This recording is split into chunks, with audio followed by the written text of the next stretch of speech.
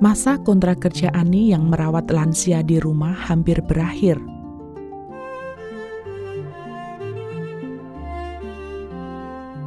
Apakah saya dapat langsung memperbarui kontraknya, atau apakah saya harus mengulangi proses perekrutan dari awal?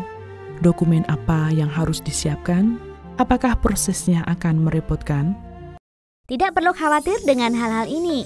Biar pengacara profesional yang menjelaskannya kepada kalian. Halo semuanya, hari ini saya akan menjelaskan dokumen-dokumen yang harus disiapkan saat merekrut pekerja migran secara langsung di Taiwan. Jangan lupa subscribe, like, dan share channel ini. Dengan begini, kalian bisa mendapatkan lebih banyak informasi bermanfaat tentang peraturan pekerja migran.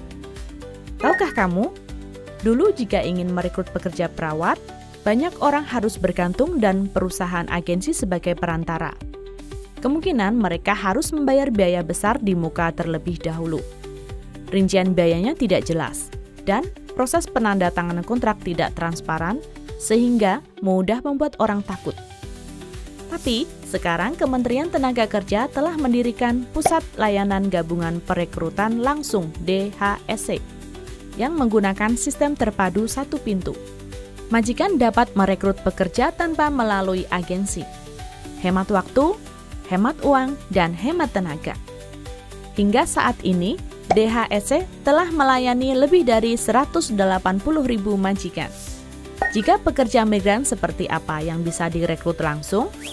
Saat ini, layanan perekrutan langsung terbuka untuk pekerjaan orang asing seperti pekerja perawat dan pekerja rumah tangga, pekerja perawat panti jompo, pekerja sektor manufaktur, pekerja konstruksi, pekerja nelayan, pekerja penyembelihan hewan, pekerja di bidang pertanian, kehutanan, peternakan atau budidaya perikanan, dan pekerja pertanian luar lokasi. Totalnya ada 18 jenis. Sebenarnya, perekrutan langsung paling umum digunakan oleh majikan pekerja perawat. Baik mempekerjakan perawat migran untuk pertama kalinya, maupun ingin melanjutkan kontrak dengan perawat di rumah yang sudah akrab dan terpercaya. Selama syarat dan ketentuan terpenuhi, Anda dapat memprosesnya melalui DHSC. Saat merekrut untuk pertama kali, bagaimana cara untuk memulai proses perekrutan langsung? Anda bisa menuju situs web DHSC untuk memahami ketentuan pengajuan. Kemudian, gunakan fungsi paduan suara dalam pengisian formulir aplikasi untuk mengajukan dan mendaftar secara online. Selain itu, Anda juga dapat memilih: pertama, mengirim secara langsung. Majikan dapat langsung mendatangi DHSC untuk mengurus dokumen yang diperlukan. Kedua, melalui pos, yaitu majikan menyerahkan dokumen pendaftaran dengan mengirimnya ke DHSC melalui pos. Cara ketiga adalah mengurus secara online. Majikan dapat menuju sistem permohonan online untuk perekrutan orang asing secara langsung untuk mengisi serta mengunggah dokumen pendaftaran.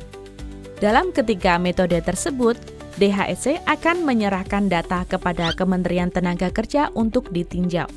Kementerian Tenaga Kerja juga telah meluncurkan aplikasi asisten perekrutan pekerja migran. Majikan dapat melihat informasi terbaru tentang perekrutan pekerja migran, mengecek progres pengajuan, prosedur pengajuan, layanan bantuan imigrasi, serta informasi tentang peraturan hukum. Kita bisa membagi prosedur ini ke dalam 5 langkah utama dan menjelaskannya satu persatu. Langkah pertama, DHSC mengajukan surat izin untuk merekrut kepada Kementerian Tenaga Kerja. Surat ini harus diisi dan disiapkan berdasarkan surat permohonan majikan untuk merekrut pekerja asing secara langsung, supaya bisa memastikan bahwa majikan dan orang yang perlu dirawat memenuhi persyaratan dan kualifikasi yang diperlukan. Surat ini dapat dianggap sebagai tiket untuk memulai proses perekrutan langsung. Langkah kedua, majikan rumah tangga harus mengikuti kelas pelatihan sebelum merekrut. Jika Anda pertama kali mempekerjakan orang asing sebagai pekerja perawat atau pekerja rumah tangga, maka Anda perlu mengambil kelas untuk memahami undang-undang ketenagakerjaan dan budaya asing terlebih dahulu. Setelah menyelesaikan kelas, majikan akan menerima nomor seri. Dengan ini, setelah mengajukan permohonan izin kerja ke Kementerian Tenaga Kerja, barulah bisa disetujui. Langkah ketiga, merekrut orang asing di dalam negeri. Setelah menerima surat izin untuk merekrut, Anda dapat mengajukan formulir permintaan kepada DHSC. DHSC akan mencari di database dan pusat penampungan. Kemudian memberikan daftar pekerja asing kepada majikan untuk diperkenalkan. Selain itu, majikan yang merekrut pekerja asing di dalam negeri juga mungkin akan menghadapi prosedur pindah majikan atas kesepakatan bersama atau pindah majikan setelah kontrak kerja berakhir. Dengan melihat isi pekerjaan orang asing saat ini, kita bisa menentukan untuk memakai prosedur pindah majikan atas kesepakatan bersama atau pindah majikan setelah kontrak kerja berakhir. Yang disebut pindah majikan atas kesepakatan bersama mengacu pada situasi di mana ketika kontrak kerja semula belum berakhir. Perawat asing telah sepakat dengan majikan semula untuk mengakhiri kontrak lebih awal dan pindah bekerja dengan majikan baru. Pindah majikan setelah kontrak kerja berakhir adalah ketika perawat asing telah menyelesaikan kontrak kerja dengan majikan semula dan tidak ada perpanjangan kontrak. Namun dalam kedua situasi tersebut, majikan perlu memperhatikan hal ini. Perawat asing yang akan dipekerjakan berstatus legal. Langkah keempat, majikan menandatangani surat bukti pindah majikan dan mengurus pelaporan pindah majikan. Setelah mendapatkan izin untuk mendatangkan pekerja dari luar negeri atau merekrut pekerja asing di dalam negeri, dalam waktu 3 hari setelah pekerja asing masuk ke Taiwan atau dalam waktu 3 hari setelah merekrut pekerja asing, majikan harus memberitahu otoritas ketenagakerjaan pemerintah, kabupaten atau kota tempat pekerja asing bekerja dan melaporkan perekrutan dalam 3 hari terakhir. Selain itu, perhatikan jenis pindah majikan yang ditandatangani adalah atas kesepakatan bersama atau setelah kontrak kerja berakhir.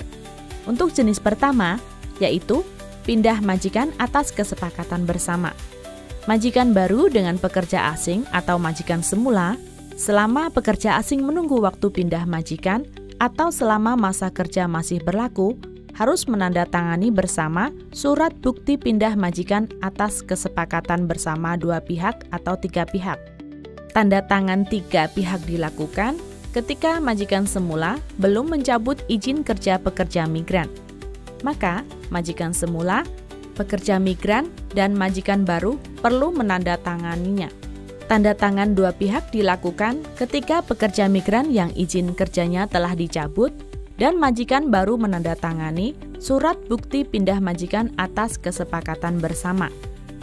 Dalam waktu 3 hari sejak pindah, majikan baru harus menyiapkan dokumen yang diperlukan dan membuat laporan pindah majikan kepada pemerintah daerah setempat. Yang kedua adalah pindah majikan setelah kontrak kerja berakhir.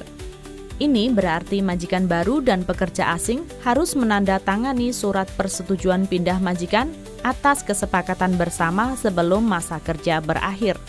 Dan dari waktu 3 hari sejak tanda tangan, majikan baru harus menyiapkan dokumen dan membuat laporan pindah majikan kepada pemerintah daerah setempat. Langkah kelima, DHSC mengajukan surat izin kerja kepada Kementerian Tenaga Kerja. Baik jenis pindah majikan pertama maupun kedua, majikan perlu menyiapkan dokumen dan melaporkannya kepada otoritas ketenagakerjaan berwenang di kabupaten atau kota setempat. Apa kelebihan dalam menggunakan perekrutan langsung? Sederhananya, ini menghemat waktu, uang, dan tenaga. Hemat waktu, karena prosesnya jelas dan ada bantuan pemerintah, sehingga bisa mengawasi Anda di setiap langkah dan tidak perlu pergi mengurus berkali-kali. Hemat uang, karena bebas biaya agensi dan biaya layanan. Ini membantu Anda dan pekerja migran menghemat banyak uang. Hemat tenaga, karena dari proses pengajuan, perjodohan hingga pelaporan ada staf khusus yang membantu, jadi Anda tidak perlu mencari tahu sendiri. Ini bisa mengurangi beban Anda.